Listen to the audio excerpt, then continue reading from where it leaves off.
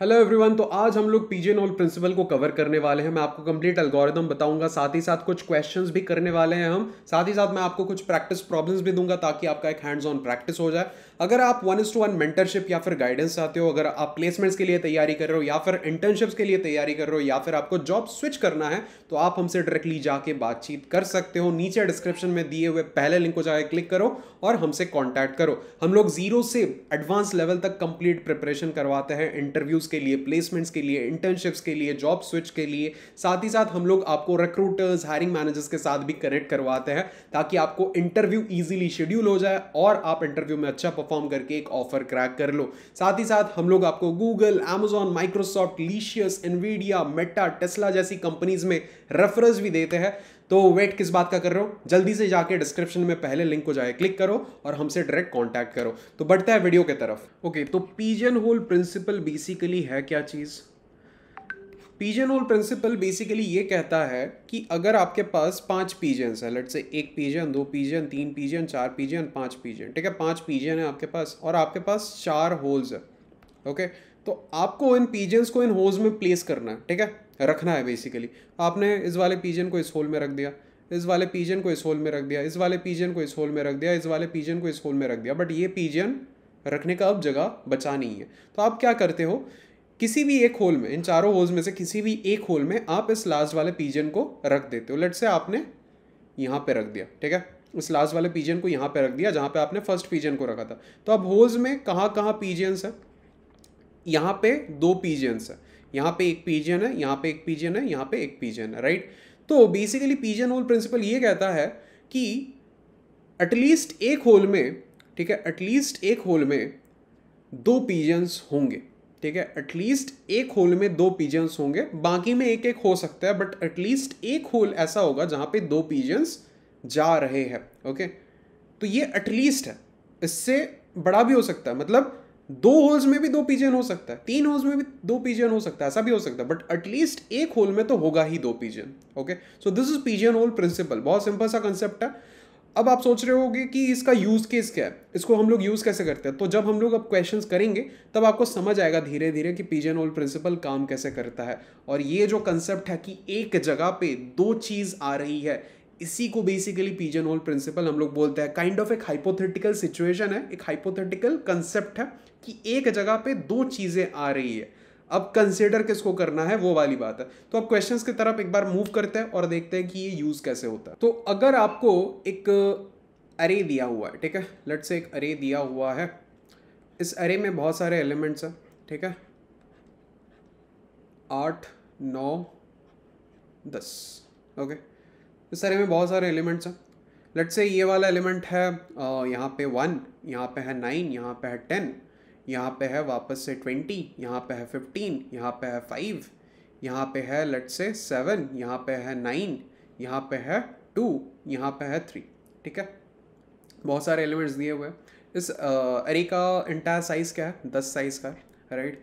आपको बोला गया है आपको एक सबसेट उठाना है, ठीक है, आपको एक सबसेट उठाना है और बताना है कि वो सबसेट में जितने भी एलिमेंट्स प्रेजेंट है, ठीक है, एक सबसेट उठाना है और बताना है कि उस सबसेट में जितने भी एलिमेंट्स प्रेजेंट है उनको अगर मैं सम करूं, ठीक है, उनको अगर मैं सम करूं तो क्या वो सम इस n मतलब इस साइज 10 से कंप्लीटली डिविजिबल होगा।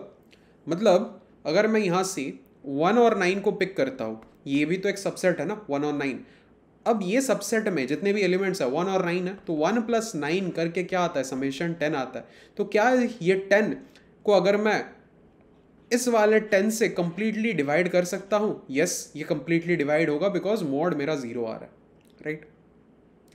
तो यही आपको बताना है कि एक सबसेट क्या पॉसिबल है जिसमें एलिमेंट्स को अगर मैं प्लस करूं तो वो कंप्लीटली डिवाइड हो रहा है मेरे अरे के साइज से। ओके, तो ये आपको बेसिकली बताना है। ओके, अब यहां पे पिजनहोल प्रिंसिपल हम लोग यूज कैसे करते हैं? अगर आप देखो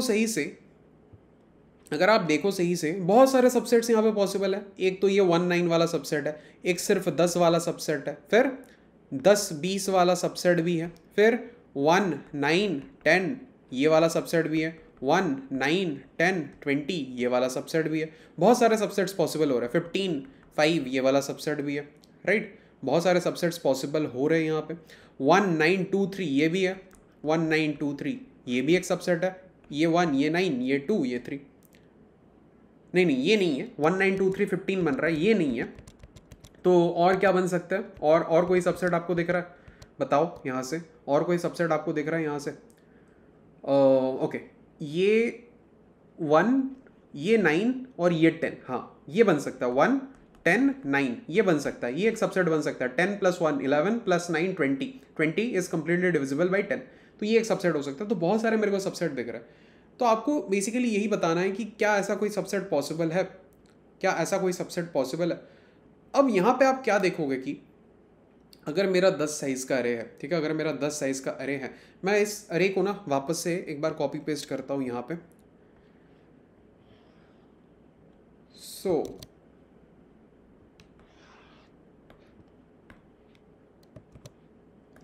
ठीक है, तो ये मेरा अरे है बेसिकली। अगर मेरा 10 साइज़ का अरे है, मैं ना क्या करूँगा, हर एक एलिमेंट को ना 10 से मैं मॉड करके देखता हूँ। अगर 1 को मैं 10 से मॉड करूँगा कितना आएगा?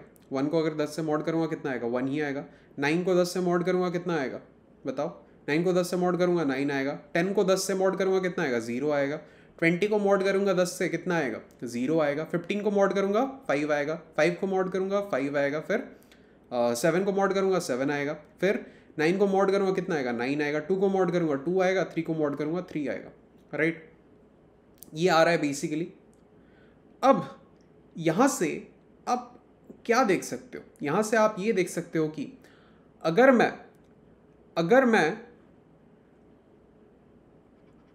ये जीरोथ वाले एलिमेंट को देखूं, ठीक है, ये जीरोथ वाले एलिमेंट को देखूं, मतलब जहाँ पे रिमाइंडर 0 हुआ है, तो ये 20 है ऊपर में एलिमेंट, राइट। इस 20 को मैं अगर सिर्फ डिवाइड करता हूँ 10 से तो कंप्लीटली डिविजिबल है। सिमिलरली ये 0 जहाँ पे है ना, इस वाले एलिमेंट को 10 को अगर मैं 10 से डिवाइड करता हूँ, ये भी कंप्लीटली 0 हो रहा है, राइट। ये भी कंप्लीटली 0 हो रहा है। तो पहला चीज़ तो ये है कि जहाँ जहाँ मेरा रिमाइंडर 0 हो रहा है, ठीक है, एलिमेंट्स को मैं मॉड कर रहा हूँ अपने साइज से 10 से, जहाँ जहाँ 0 हो रहा है वो एक सबसेट मेरे को देगा, ठीक है, वो एक सबसेट मेरे को देगा। बट इन केस अगर कोई 0 आ ही नहीं रहा, तो अगर कोई 0 आ ही नहीं रहा तो क्या करेंगे? लेट्स से यहाँ पे 10 के जगह 11 होता, यहाँ पे 20 के जगह 21 होता, तो बेसिकली क्या आता? 11 पे 1 आता, 21 पे 1 आता। तो यहाँ पे कहीं पे भी 0 नहीं आ रहा है। तो इस केस में हम लोग करेंगे क्या? 0 आ रहा है तो समझ आ रहा है, ठीक है, कि 10 से डिविजिबल है कंप्लीटली। हम लोग सिर्फ उस एलिमेंट को, इधर 10 या फिर 20, सिर्फ उस एलिमेंट को हम लोग उठा के बोल सकते हैं कि हाँ ये कंप्लीटली डिविजिबल है, तो एक सबसेट पॉसिबल हो रहा है। बट अगर 0 कहीं पे आ ही नहीं रहा है, सारे अलग अलग नंबर्स है, तो हम लोग क्या बोलेंगे वहाँ पे? ओके, तो सबसे पहले हम लोग करेंगे क्या, हम लोग एक क्यूमुलेटिव सम अरे बनाएंगे, ठीक है। तो क्यूमुलेटिव सम अरे में सबसे पहला एलिमेंट क्या होगा? लेट्स से ये हमारा क्यूमुलेटिव सम वाला अरे है। सबसे पहला एलिमेंट क्या होगा? 1, फिर 1 + 9 10, फिर 10 + 10 20, फिर 20 + 20 40, फिर 40 + 15 55, फिर 55 + 5 60, फिर 60 + 7 67, फिर 67 + 9 76, फिर 76 + 2 78, फिर 78 + 3 81। ओके, अब क्या करेंगे कि जितने भी एलिमेंट्स आए हैं हमारे पास, जितने भी एलिमेंट्स आए हैं हमारे पास, इनको हम लोग 10 से डिवाइड करेंगे, ठीक है, इनको हम लोग 10 से डिवाइड करेंगे। तो 1 mod 10 अगर करेंगे कितना आएगा? 1 रिमाइंडर आएगा। 10 mod 10 करेंगे तो 0 रिमाइंडर आएगा। 20 mod 10 करेंगे तो 0 रिमाइंडर आएगा।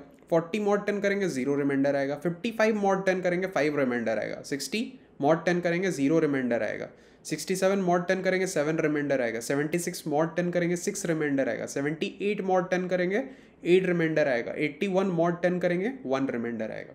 ओके, तो ये सारे के सारे हमारे पास रिमाइंडर आ गए। अच्छा, अब तो यहाँ पे एक चीज़ देखो, यहाँ तक रिमाइंडर कितना है? 1। यहाँ तक भी रिमाइंडर 1 है। इसका मतलब क्या है? यहाँ से यहाँ तक, ठीक है, यहाँ से यहाँ तक, मतलब ये जो 1 है रिमाइंडर, इसके बाद से इस रिमाइंडर 1 तक जितने भी एलिमेंट्स है वो मुझे एक ऐसा सम देगा जिसको ये 10 कंप्लीटली डिवाइड कर सकता है। गिन के देखो, यहाँ पे अगर 81 है, ठीक है, यहाँ पे अगर 81 है और यहाँ पे अगर 1 है, इसका मतलब क्या है, रिमेनिंग पोर्शन का मतलब इस वाले पोर्शन का समेशन कितना है, 81 माइनस 1 विच इज बेसिकली 80। तो 80 is completely divisible by 10, right.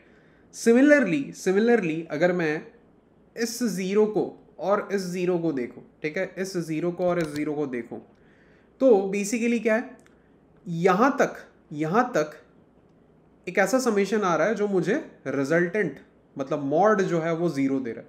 यहां तक भी एक ऐसा समेशन आ रहा है जो मुझे मॉड कर रहा हूं 10 से तो जीरो दे रहा है। तो बेसिकली ये जो पोजीशन है, इसके बाद से इस जीरो के बाद से इस पोजीशन तक जो भी है, ठीक है, इस पोजीशन तक जो भी है उसका मैं मॉड करूंगा तो वो मुझे जीरो देगा, ठीक है। देख लो, इसके बाद कौन है, 40 है, इस पोजीशन तक सिर्फ कौन है, 40 ही है, राइट। इस पोजीशन तक सिर्फ 40 है, तो 40 को मैं 10 से डिवाइड करूंगा तो वो कंप्लीटली डिविजिबल है, मॉड मुझे जीरो मिलेगा। सिमिलरली अगर मैं देखूं इस पोजीशन तक भी समेशन का मॉड करने के बाद जीरो आ रहा है, ठीक है, और इस पोजीशन तक भी समेशन का मॉड कर रहा हूं तो जीरो आ रहा है। इसका मतलब क्या है, इस पोजीशन के बाद से यहां तक इस 40 तक अगर मैं समेशन उठाऊं, कितना है, 20 प्लस 40 60 भी कंप्लीटली डिविजिबल है 10 से।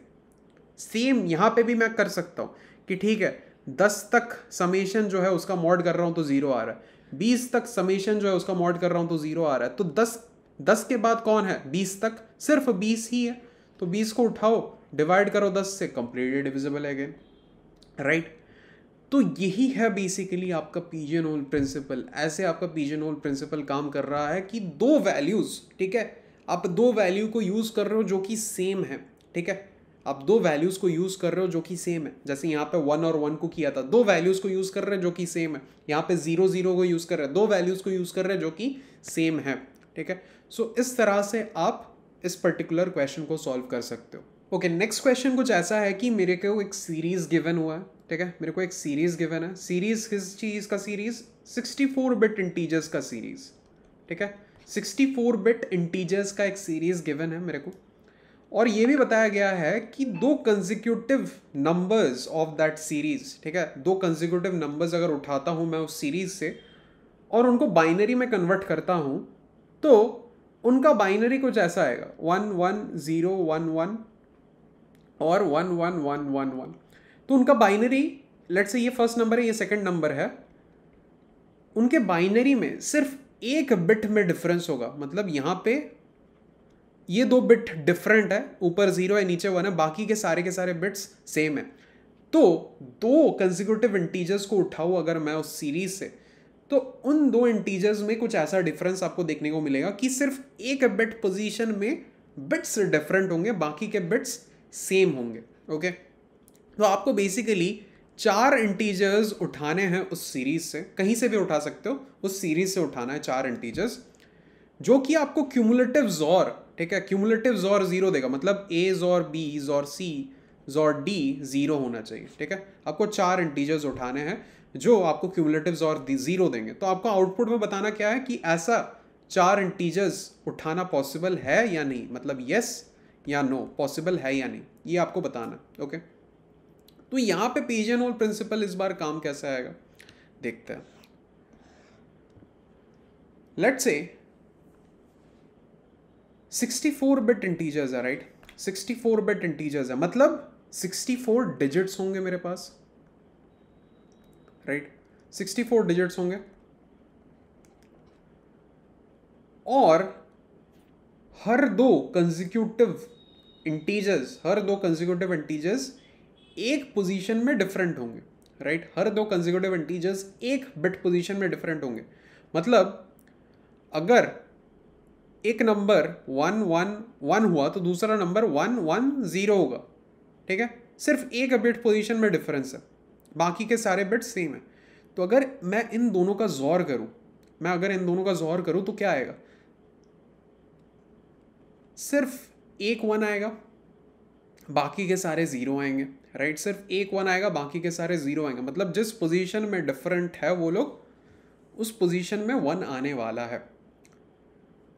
तो अगर दो कंसेक्यूटिव इंटीजर्स मुझे ऐसा रिजल्ट दे रहे हैं, दो कंसेक्यूटिव इंटीजर्स मुझे ऐसा रिजल्ट दे रहे हैं, तो आप थोड़ा सा अब सोच के बताओ, आप थोड़ा सा अब सोच के बताओ कि कितने नंबर्स मेरे को चाहिए इस सीरीज में, कितने नंबर्स मेरे को चाहिए इस सीरीज में ताकि हर 64 बिट पोजीशंस में एक एक 1 आ जाए। मतलब दो नंबर्स में उठाऊंगा, फर्स्ट नंबर सेकंड नंबर, दो नंबर्स में उठाऊंगा, मेरे पास बहुत सारे नंबर्स हैं, मैं दो दो करके नंबर्स उठाऊंगा, ठीक है। एक सीरीज में बहुत सारे नंबर्स हैं, मेरे को ये बताया गया है कि दो कंसेक्यूटिव नंबर्स ऐसे ऐसे फॉर्मेट में होंगे, सिर्फ एक पोजीशन उनका बिट डिफरेंट होगा, ठीक है। तो मैं हर बार दो नंबर्स उठाने वाला हूँ, एक पेयर बनाने वाला हूँ बेसिकली, और क्या करूँगा कि उनका जोर करूँगा, ठीक है, उनका जोर निकालूंगा। तो ऐसा होगा कि पहला वाला बिट एक बार 1 आ रहा है, फिर दूसरा वाला बिट 1 आ रहा है, फिर तीसरा वाला बिट 1 आ रहा है, फिर चौथा वाला बिट 1 आ रहा है जोर करने के बाद, फिर पांचवा वाला बिट 1 आ रहा है। ऐसे करते करते 64th पोजीशन में बिट 1 आएगा, ठीक है, ऐसा भी होगा। 64th पोजीशन में बिट 1 आएगा, ऐसा भी होगा। तो मेरे पास जोर करने के बाद जो पेयर में उठा रहा हूं उनका जोर करने के बाद, बहुत सारे पेयर से उठा रहा हूं, जो पेयर में उठा रहा हूं उनका जोर करने के बाद मेरे पास डिफरेंट बिट पोजीशंस में 1 आने वाला है। एक बार पहले पोजीशन पे आएगा, फिर दूसरे, फिर तीसरे, फिर चौथे, फिर पांचवे, फिर 6th, फिर 7th, फिर 8th, ऐसे करते करते 64th बिट पोजीशन तक मेरा 1 आता रहेगा, ठीक है। तो 64th बिट पोजीशन तक 1 आने के लिए मेरे को कितने कितने पेयर्स चाहिए?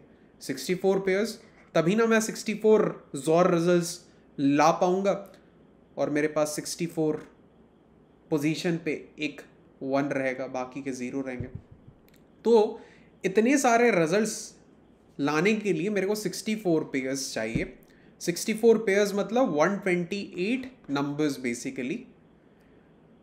अब अगर मेरे पास एक 129th नंबर रहा और एक 130th नंबर रहा, ठीक है, यहां तक सारे कॉम्बिनेशंस आ चुके हैं, 128 तक सारे कॉम्बिनेशंस आ चुके हैं। By combinations what I mean, हर एक पोजीशन पे हमने दो नंबर का जोर किया तो हर एक पोजीशन पे मेरे पास 1 आया है अभी तक, 0 पोजीशन से लेके 63rd इंडेक्स तक 1 आ चुका है। तो अब अगर मैं कोई न्यू पेयर उठाता हूं तो बेसिकली कोई ना कोई पर्टिकुलर पोजीशन रिपीट होने वाला है। मेरे पास सारा का सारा कॉम्बिनेशंस आ चुका है। इन कॉम्बिनेशंस में मैंने फर्स्ट पोजीशन से लेके 64th पोजीशन तक 1 डाल दिया है, ठीक है। बाकी सारे के सारे 0 है, मैंने 1 डाल दिया। 0th पोजीशन पे एक बार 1 डाला, फर्स्ट पोजीशन पे, सेकंड पोजीशन पे, थर्ड पोजीशन पे, फोर्थ पोजीशन पे, ऐसे जाते जाते 64 जितने भी पोजीशंस है, मतलब 63rd इंडेक्स में 64th जितने भी पोजीशन है सब में मैंने 1 डाल दिया जोर करने के बाद। अब मैं अगर कोई न्यू पेयर उठाता हूं वो मुझे एक ऐसा जोर देगा जहां पे कोई एक पर्टिकुलर पोजीशन 1 रहेगा, बट ये 1 जिस पोजीशन पे है वो पहले भी कोई दूसरा पेयर मेरे को दे चुका होगा। तो इस 128 तक मेरे पास सारे के सारे कॉम्बिनेशंस होंगे और 129th और 130th पेयर मैं जब उठाऊंगा तो मुझे एक रिपीटिंग कॉम्बिनेशन मिलेगा जो मुझे कहीं ना कहीं इस 128 नंबर्स में पहले मिल चुका है। मतलब इन पहले 64 पेयर्स को जोर करने के बाद मिल चुका है कहीं ना कहीं, तो वो मुझे 129th और 130th पेयर को जब जोर करूंगा तो वो मुझे मिलेगा। तो एक रिपीटिंग पैटर्न मुझे मिलेगा। So what does this mean? मुझे 4 नंबर्स मिल रहे हैं। एक पुराना पेयर जो मुझे सेम पोजीशन पे 1 दे रहा था जोर करने के बाद, और ये 129th और 130th एलिमेंट, ये एक पेयर जो मुझे फिर से उसी सेम पोजीशन में 1 दे रहा है जोर करने के बाद। तो मुझे इस पेयर से 2 एलिमेंट मिले, इस पेयर से 2 एलिमेंट मिले, और सेम पोजीशन पे 1 रहेगा तो क्या होगा जोर करने के बाद? 0। तो 4 एलिमेंट्स मुझे मिल चुके हैं जिनको मैं क्यूमुलेटिव जोर करूंगा तो 0 आएगा। तो अगर आपके सीरीज में 130 या उससे ज़्यादा नंबर्स है तो आप आराम से बोल सकते हो कि हाँ, मैं एक ऐसा 4 एलिमेंट्स उठा लूंगा जिनका क्यूमुलेटिव जोर 0 होगा। आई होप आपको समझ आ गया ये चीज़, ठीक है। तो 130 या फिर उससे ज़्यादा नंबर्स रहे मेरे पेयर्स में, मतलब मेरे सीरीज में, तो मैं कॉन्फिडेंटली बता सकता हूँ कि हाँ, एक ऐसा 4 एलिमेंट्स का बंच या फिर बकेट पॉसिबल है जिनको मैं क्यूमुलेटिव जोर करूंगा तो मेरा 0 आने वाला है। बट अगर 130 एलिमेंट्स ना रहे, तो उससे छोटा एलिमेंट रहे, तो उससे छोटे एलिमेंट्स मतलब सीरीज में 129 एलिमेंट रहे, तो 128 एलिमेंट रहे, तो 127 एलिमेंट रहे, तो या फिर 10 एलिमेंट रहे, तो क्या करेंगे? 130 या फिर उससे बड़ा रहे तो मैं कॉन्फिडेंटली बता पा रहा हूँ कि हाँ पॉसिबल है, बट उससे कम रहे तो क्या करेंगे? तब हमें ऑब्वियसली ब्रूट फोर्स ही लगाना पड़ेगा यहाँ पे। तब हम क्या कर सकते हैं कि हम लोग 3 लूप्स लगाएंगे, ए बी और सी हम लोग उठा लेंगे, ठीक है। 3 लूप्स लगा के हम लोग ए बी और सी उठाएंगे और हमें बेसिकली डी चूज करना पड़ेगा। डी कैसे हम लोग चूज कर पाएंगे? ए बी सी अगर हम पिक कर रहे हैं 3 फॉर लूप से और हमें डी चाहिए। डी क्यों चाहिए? बिकॉज एज और बीज और सीज और डी इक्वल्स टू 0। इसका मतलब ये भी तो है कि एज और बीज और सी इक्वल्स टू डी। तो ये जो 3 एलिमेंट्स पिक करेंगे हम लोग फॉर लूप लगा के, इन तीनों को जोर करेंगे और फाइंड करेंगे कि क्या जो क्यूमुलेटिव आ रहा है इन तीनों का वो रेस्ट ऑफ द सीरीज में कहीं पे प्रेजेंट है क्या। मतलब वही तो डी के बराबर है ना। तो अगर इन तीनों का क्यूमुलेटिव मिल गया so that is basically equal to D, तो हमें डी भी मिल जाएगा।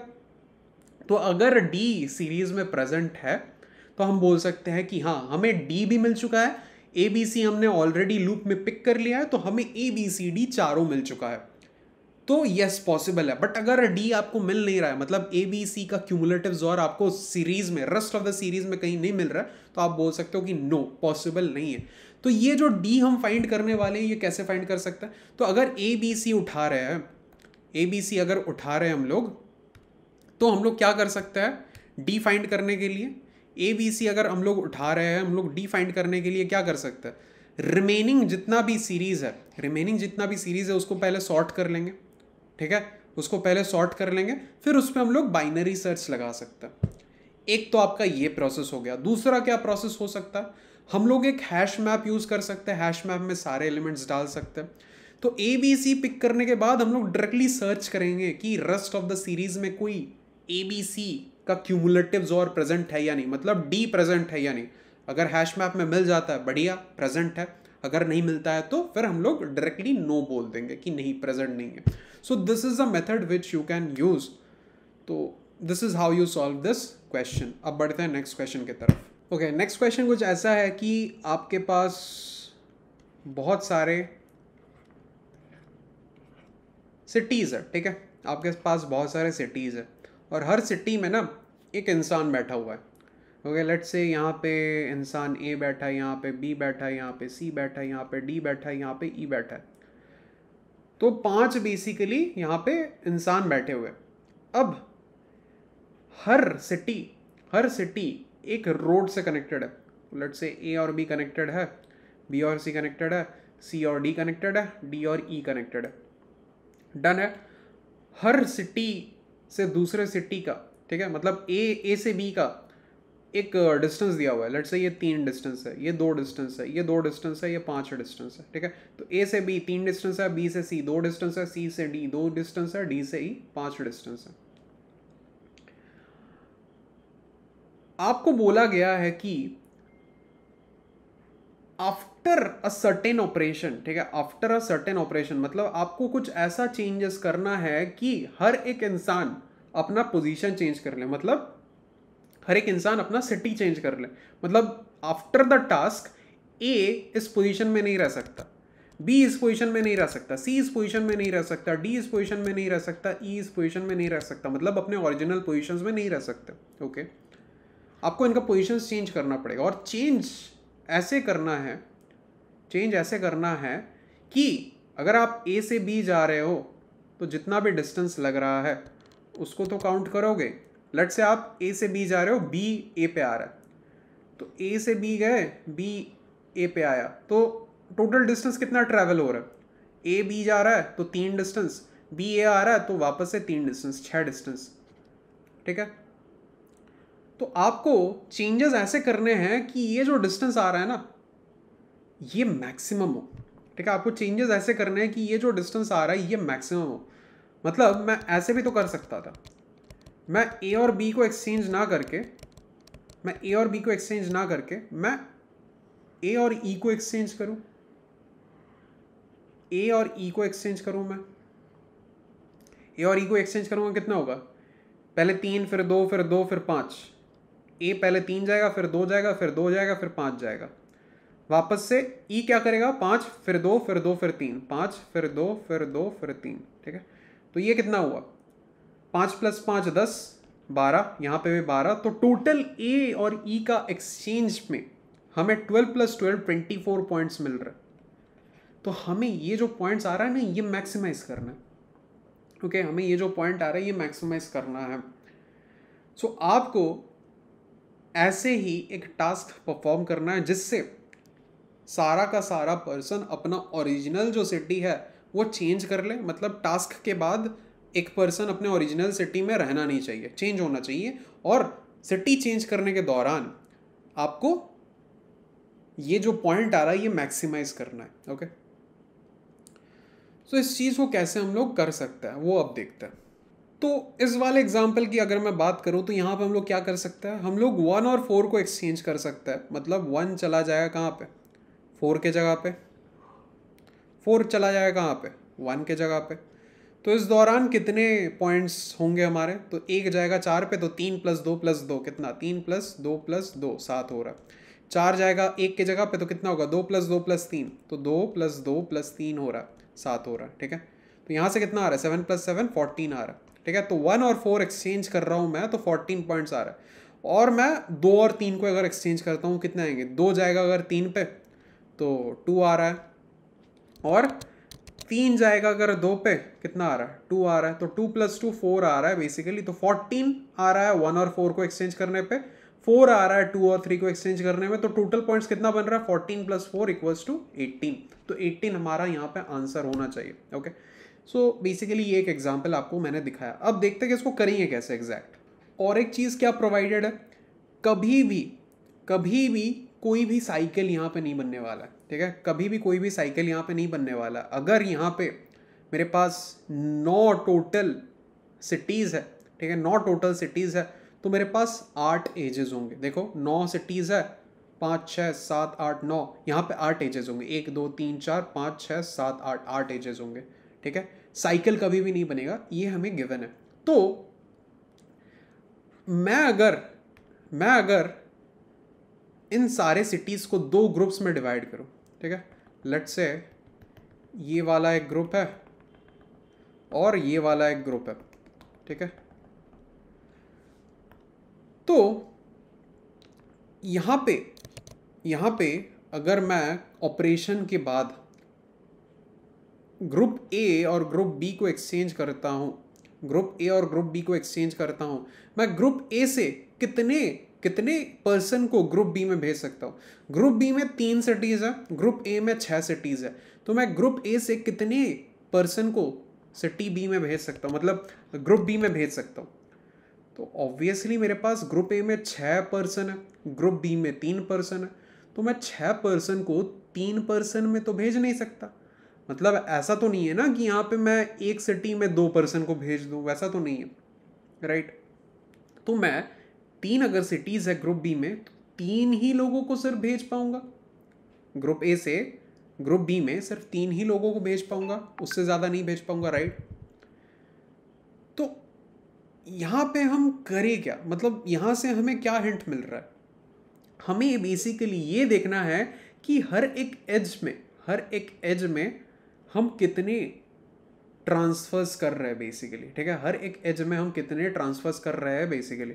तो टोटल डिस्टेंस कितना ट्रैवल होगा हमारा, ध्यान से देखें तो टोटल डिस्टेंस कितना ट्रैवल होगा हर एक एज को अगर कंसिडर करें।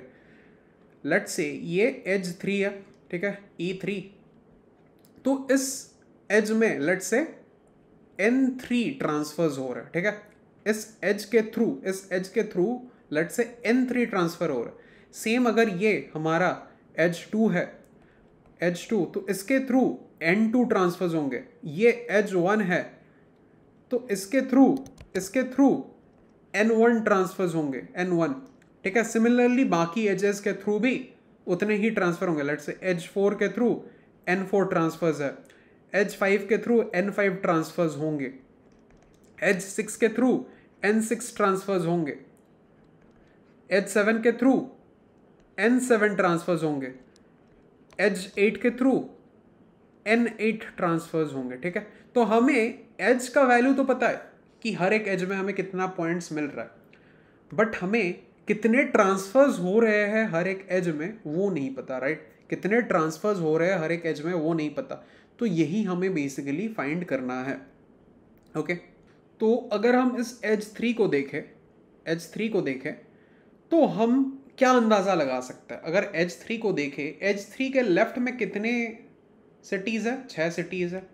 एज 3 के राइट में कितने सिटीज़ है, 3 सिटीज़ है। तो आपका ह्यूमन ब्रेन क्या बोलता है, हम लोग कितने ट्रांसफर्स करवाएंगे इस एज के थ्रू।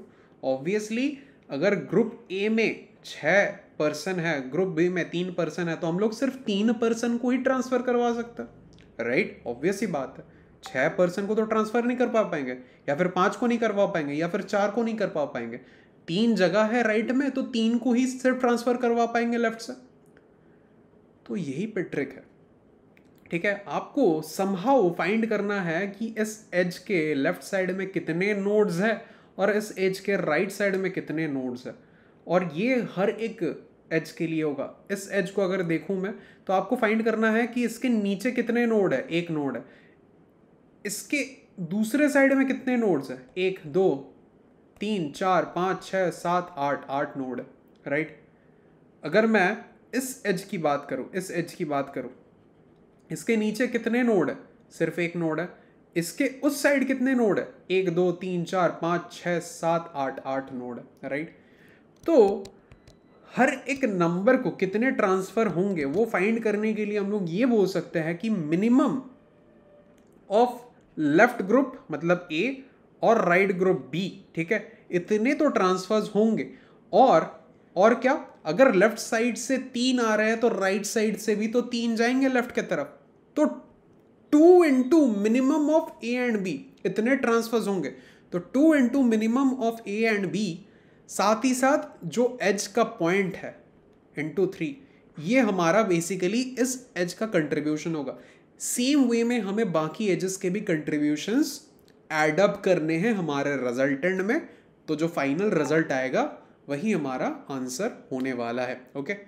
तो इसको और एक बार मैं रिकैप करवा देता हूँ कि हम लोग करेंगे कैसे इस चीज़ को, ओके। तो हम लोग क्या करेंगे बेसिकली, हम लोग बोलेंगे 1 को कि कॉल लगाओ 2 को आप, ठीक है। 1 को बोलेंगे कॉल लगाओ 2 को आप, या फिर मैं एक काम करता हूँ, नंबर्स को ना ABC के फॉर्मेट में ही बताता हूँ ताकि आप कंफ्यूज ना हो जाओ। लेट्स से ये A है, ये B है, ये C है, ये D है, ठीक है। तो मैं क्या बोलूँगा, मैं A हूँ, मैं बोलूँगा B को कि इस सेक्शन में कितने नोड्स है ये मेरे को ला के दो, ठीक है। मैं एक DFS कॉल लगाऊंगा B को, मैं बोलूँगा B तुम्हारे सेक्शन में कितने नोड्स है ये मेरे को ला के बताओ। तो इससे बेसिकली इस एज के राइट साइड में कितने नोड्स है ये मेरे को पता लग जाएगा। अगर यहाँ पे मेरे को पता लग जाता है एज के राइट साइड में 3 नोड्स है, टोटल नोड्स कितने हैं 4, तो एज के लेफ्ट साइड में कितने होंगे, अगर टोटल 4 है, राइट साइड में तुम्हारे 3 है, लेफ्ट साइड में कितने होंगे 1, 4 - 3 1, ऑब्वियस सी बात है, राइट। तो जब मैं A हूँ और मैं बोलूँगा B को, मैं DFS कॉल लगाऊंगा B को कि बताओ तुम्हारे सेक्शन में कितने बेसिकली नोड्स है, तो B क्या करेगा, B कॉल लगाएगा C को, ठीक है। B DFS कॉल लगाएगा C को, बोलेगा तुम्हारे सेक्शन में कितने नोड्स है बताओ। C क्या करेगा, सी क्या करेगा, सी कॉल लगाएगा डी को कि तुम्हारे सेक्शन में कितने नोड्स है बताओ। तो डी का तो कोई एडजेसेंट है नहीं, ठीक है, डी का तो कोई एडजेसेंट है नहीं इस तरफ, और इस तरफ अगर नेबरिंग में देखूँ सी है तो सी तो डी का पेरेंट है। तो जब भी नेबरिंग कोई मेरा पेरेंट होगा उसको मैं कंसिडर नहीं करने वाला, बाकी को मैं कंसिडर करूंगा, नीचे कोई रहता उसको मैं कंसिडर करता, बट नेबरिंग अगर मेरा पेरेंट है उसको मैं कंसिडर नहीं करने वाला हूँ। ये एक एच केस है बेसिकली। तो डी बोलेगा मेरा और कोई नेबरिंग नहीं है, मैं अकेला हूँ।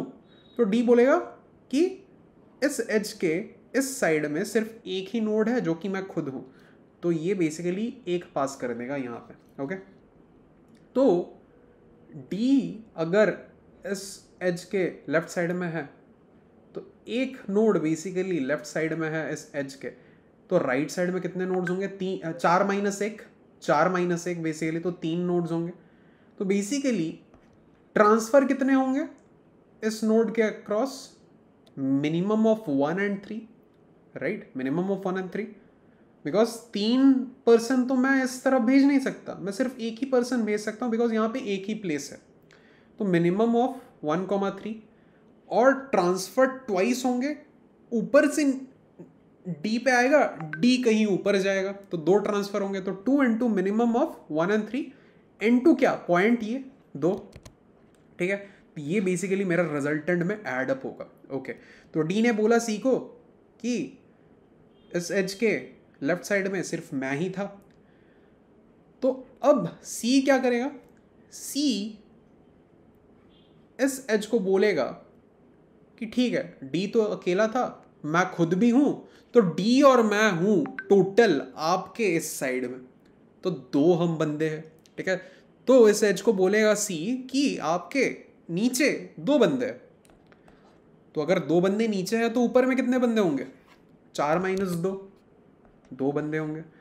तो इस एज के अक्रॉस कितने ट्रांसफर होंगे, मिनिमम ऑफ 2, 2, मतलब 2 ट्रांसफर मैं करवा सकता हूँ। मैं ए और बी को सी और डी के जगह भेज सकता हूँ, डी और सी को ए और बी के जगह भेज सकता हूँ। तो मिनिमम ऑफ दीज 2 ट्रांसफर होंगे बेसिकली, मतलब ट्वाइस ट्रांसफर होगा इसके अक्रॉस। ए और बी इधर आएगा, डी और सी ऊपर जाएंगे। तो 2 into minimum of 2, 2 into point कितना है 2, तो लिख दो। ये पॉइंट भी कंसिडर हो गया अपने रिजल्टेंट में, ठीक है। तो अब बी ए को कितना बताएगा, बी ए को बताएगा कि सी और डी तो थे और मैं खुद भी हूं, तो 2 + 1 3 है इस एच के राइट साइड में, तो यहाँ पे 3 लिख दो। अगर 3 राइट साइड में है, लेफ्ट साइड में कितने होंगे, 4 - 3 1, ठीक है। तो बेसिकली इस एज के अक्रॉस कितने ट्रांसफर होंगे, ट्वाइस इंटू मिनिमम ऑफ 3, 1, और पॉइंट कितना है 3 है। तो बेसिकली क्या हुआ यहाँ पे, यहाँ से कितना आया 2 into 1 into 2 4, यहाँ से कितना आया 2 into 2 4 into 2 8, यहाँ से कितना आया 2 into 1 into 3 6, तो 8 + 6 कितना 14 + 4 कितना 18, यही आपका आंसर है, ठीक है। तो इसको अब अच्छे से हम लोग कोड कर लेते हैं। आई होप आपको ये चीज़ समझ आ चुका होगा। And this is how we use pigeonhole principle, कि आपके पास होल्स है राइट साइड में, आपके पास लोग है लेफ्ट साइड में, आप कैसे ट्रांसफ़र करोगे उन लोगों को इन होल्स में। Okay, so this is entirely pigeonhole principle. I hope आपको कंप्लीट समझ आ चुका होगा। अब इसको अच्छे से एक बार कोड कर लेते हैं जल्दी से, एंड फिर मैं आपको कुछ प्रैक्टिस प्रॉब्लम्स देने वाला हूँ। ओके, तो हमारे पास कुछ इनपुट्स गिवन है। तो ये क्वेश्चन बेसिकली एसपीओजी का प्रॉब्लम था। होली नाम है उसका, हॉलीडे अकोमोडेशन कुछ ऐसा नाम है। मैं आपको लिंक दे दूंगा डिस्क्रिप्शन में, आप जाके चेकआउट कर सकते हो। तो बेसिकली हमारे पास 2 टेस्ट केसेस है, ठीक है। हर टेस्ट केस में बताया गया है कि कितने बेसिकली सिटीज़ है, ठीक है। तो 4 सिटीज़ है और दूसरे टेस्ट केस में 6 सिटीज़ है। तो 4 सिटीज़ है, मतलब 4 सिटीज़ है और 3 एजेस है। तो उन 3 एजेस का डिस्क्रिप्शन यहाँ पे दिया हुआ है कि 1 से 2 सिटी कनेक्टेड है और वेट कितना है 3 है। 2 से 3 सिटी कनेक्टेड है और वेट कितना है 2 है। 3 से 4 सिटी कनेक्टेड है और वेट कितना है 2 है, ठीक है। तो यही बेसिकली फॉर्मेट है। यहाँ पे 6 सिटीज़ गिवन है और 5 एजेस का डिस्क्रिप्शन दिया हुआ है कि 1 से 2 कनेक्टेड है 3 वेट है, 2 से 3 कनेक्टेड है 4 वेट है, 2 से 4 कनेक्टेड है और 1 वेट है, 4 से 5 कनेक्टेड है और 8 वेट है, 5 से 6 कनेक्टेड है और 5 वेट है, ठीक है। ऐसे करके बताया गया। तो इनको तो पहले लेना पड़ेगा हमें। टेस्ट केस टी कर देते हैं, int t cin t while t minus minus okay okay, तो अब हम लोग क्या करेंगे, जितने भी सिटीज़ है वो हम डिस्क्रिप्शन लेंगे, कितने सिटीज़ है, तो n में हमने ले लिया कितने सिटीज़ है हमारे पास। इसके बाद क्या करना है, n अगर सिटीज़ है तो n-1 एजेस होंगे, तो उन एजेस को भी हम लोग ले लेंगे अब, ठीक है। तो let's say int edges equals to n-1 basically है, तो वाइल एजेस माइनस माइनस तब तक लेते रहो एजेस का डिस्क्रिप्शन, ठीक है।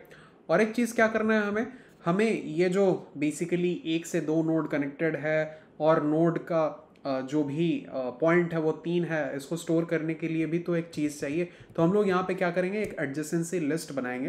तो वेक्टर बेसिकली ये जो लिस्ट होगा पेयर फॉर्मेट में रहेगा। पेयर फॉर्मेट मतलब 1 से 2 कनेक्टेड है, ठीक है। तो एक के लिए अगर मैं देख रहा हूँ तो मैं ये बोलूँगा कि एक के साथ एक का नेबर 2 है और इस नेबर को कनेक्ट किया हुआ जो बंदा है उसका पॉइंट 3 है, ठीक है। अगर एक के साथ कोई और कनेक्ट होता तो मैं बोलता एक के साथ 5 कनेक्टेड है और जो कनेक्ट किया हुआ है उसका वैल्यू 8 है। तो बेसिकली एक के जगह पे कनेक्शंस होंगे कि इधर से इधर कनेक्शन है वैल्यू इतना है, इधर से इधर कनेक्शन है वैल्यू इतना है। तो बेसिकली इन्हीं कनेक्शंस को दिखाने के लिए मैं एडजेसेंसी लिस्ट यूज़ करूंगा और पेयर फॉर्मेट में यूज़ करूंगा। पेयर का पहला जो होगा वो है कि कौन सा दूसरा नोड कनेक्टेड है तुम्हारे साथ। पेयर का दूसरा पार्ट क्या होगा कि पॉइंट कितना है, जो कनेक्शन उसका पॉइंट कितना है।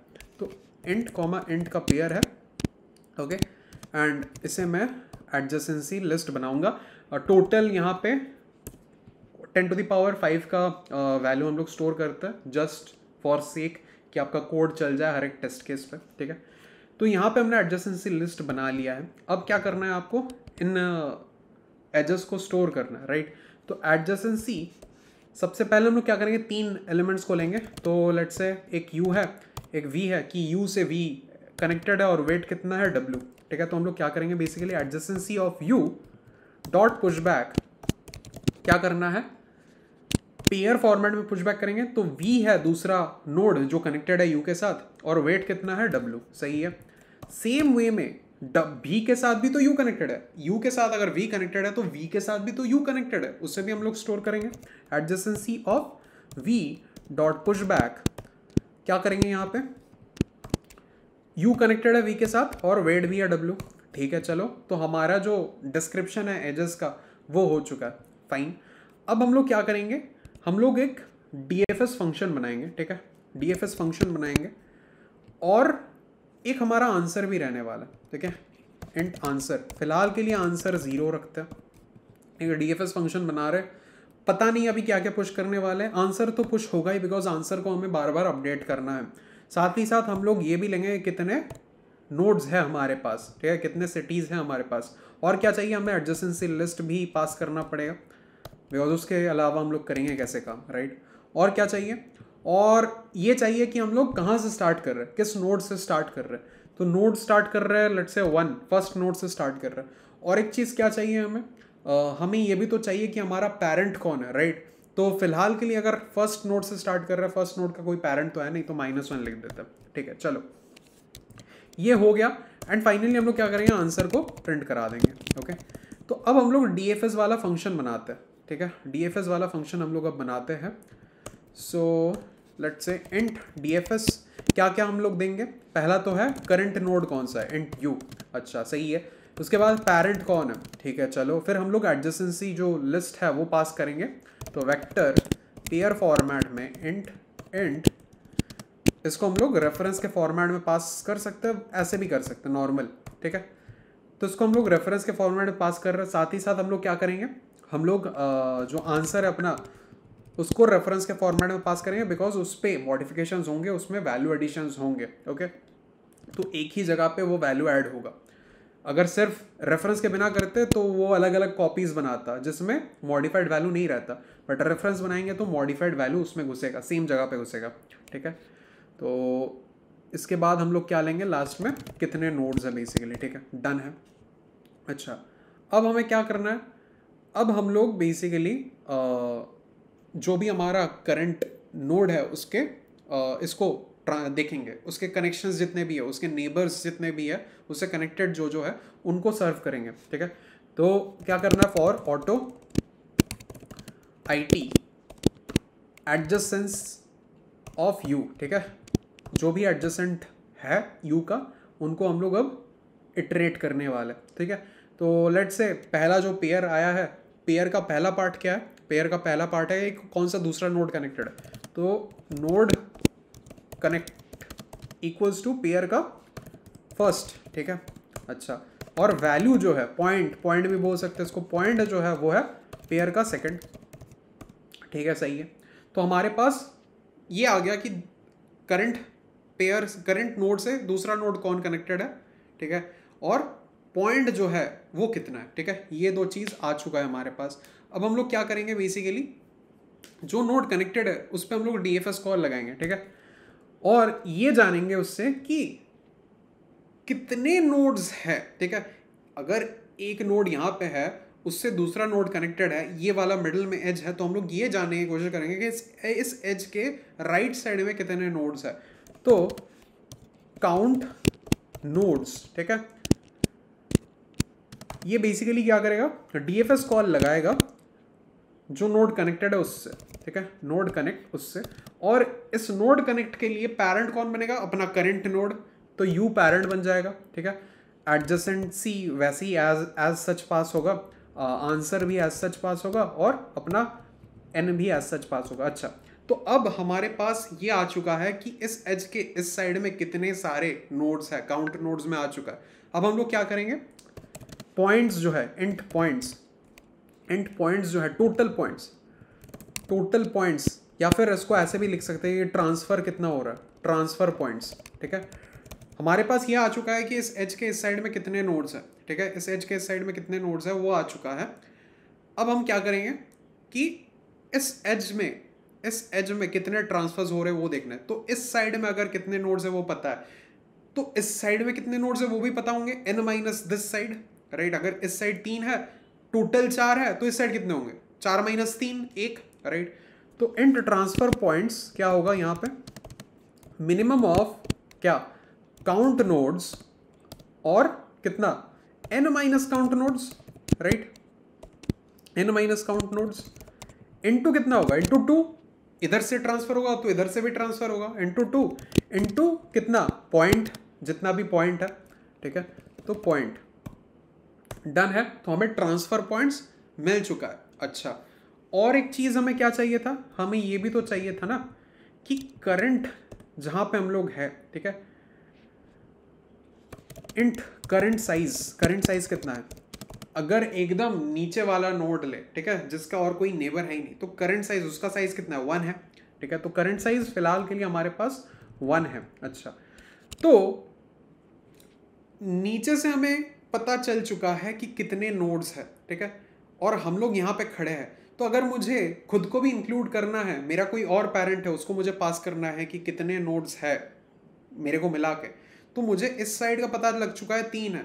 मैं अगर खुद भी घुसूँ तो 4 बन जाऊंगा, तो मैं अपने पेरेंट को भेज सकता हूँ कि हम लोग 4 है टोटल आपके नीचे, तो वो भी मेरे को चाहिए। तो करंट साइज क्या होगा, बेसिकली प्लस इक्वल्स टू कितना, काउंट नोड्स, सही है, ये भी हो चुका है।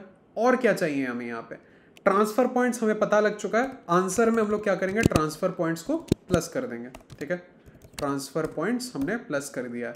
और फाइनली क्या करेंगे, रिटर्न कर देंगे, क्या रिटर्न कर देंगे अपने पेरेंट को कि हम लोग कितने नंबर्स में, मतलब करंट साइज हम लोग रिटर्न कर देंगे अपने पेरेंट को, ठीक है, डन है।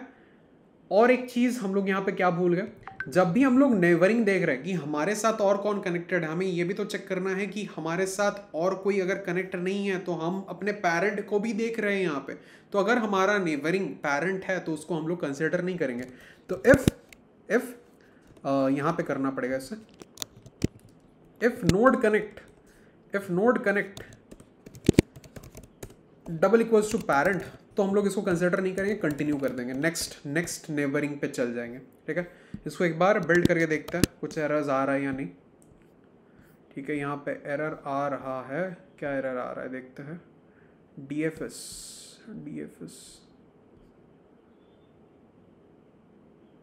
No matching function.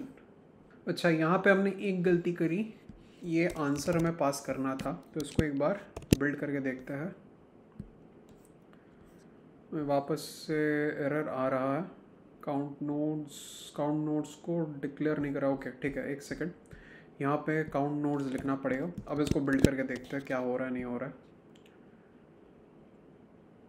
ओके, हमने यहाँ पे UVW का इनपुट ही नहीं लिया था। ओके, VW अब तो रन कर जाना चाहिए, ऑब्वियस सी बात है। ठीक है, चलो 18 और 62 आया है, यही आंसर है आपका। तो आई होप आपको यहाँ पे कोड कम्प्लीटली समझ आ चुका होगा। जो भी हमने किया एल्गोरिदम आपको समझ आ गया है, पीजेनोल प्रिंसिपल आपको समझ आ गया है। तो यही था पीजेनोल प्रिंसिपल। एंड आपको मैं अब कुछ प्रैक्टिस प्रॉब्लम्स देने वाला हूँ, आपको करना है ये एल्गोरिदम कवर करने के बाद। तो आपका एक हैंड्स ऑन प्रैक्टिस हो जाएगा, आप कॉम्पिटिटिव प्रोग्रामिंग कॉन्टेस्ट में भी अच्छा परफॉर्म करोगे। साथ ही साथ इंटरव्यूज़ में अगर कोई क्वेश्चन आए इससे रिलेटेड, जो कि रेयर है बट आ सकते हैं, तो आप वो भी कवर कर लोगे। सो यही था आज के वीडियो के लिए। एंड अगर आपको अगेन 1:1 मेंटरशिप और गाइडेंस चाहिए मुझसे एंड मेरी टीम से, अगर आप इंटरव्यूज़ के लिए प्रिपेयर कर रहे हैं, प्लेसमेंट्स के लिए प्रिपेयर कर रहे हैं, जॉब स्विच के लिए प्रिपेयर कर रहे हैं, इंटर्नशिप्स के लिए प्रिपेयर कर रहे हो, तो आप हमसे डायरेक्टली कॉन्टैक्ट कर सकते हो। डिस्क्रिप्शन में दिए हुए पहले लिंक को जाके चेकआउट करो एंड बातचीत करो। ठीक है, मिलते हैं नेक्स्ट वीडियो में। तब तक के लिए stay happy, stay healthy and bye bye. And हो सके तो इस वीडियो को एक लाइक कर देना, चैनल को सब्सक्राइब कर देना, शेयर कर देना अपने दोस्तों के साथ, ताकि हम DSA playlist, algorithm playlist, last moment preparation playlist जल्दी से जल्दी कवर कर सके। आपका सपोर्ट ज़रूरी है। तो मिलते हैं नेक्स्ट वीडियो में and see you in the practice problems. Bye bye. तो ये पहला प्रॉब्लम मैक्सिमम गैप, ये आपको सॉल्व करना है। इसके बाद आपको डिविजिबल सबसेट, ये प्रॉब्लम सॉल्व करना है। इसके बाद आपको array with elements not equal to average of neighbours, ये सॉल्व करना है। इसके बाद आपको द ग्रे सिमिलर कोड, ये प्रॉब्लम सॉल्व करना है। इसके बाद आपको ये जो हमने लास्ट में किया था हॉलीडे अकोमोडेशन, ये वाला प्रॉब्लम सॉल्व करना है SPOJ से। एंड लास्ट में आपको सब एरे सम्स डिविजिबल बाई के, ये वाला प्रॉब्लम सॉल्व करना है। इन सब का लिंक मैं डिस्क्रिप्शन में दे दूंगा। तो एल्गोरिदम कवर करके फिर इनको प्रैक्टिस करना। मिलता है नेक्स्ट वीडियो में, तब तक के लिए stay happy, stay healthy and bye bye.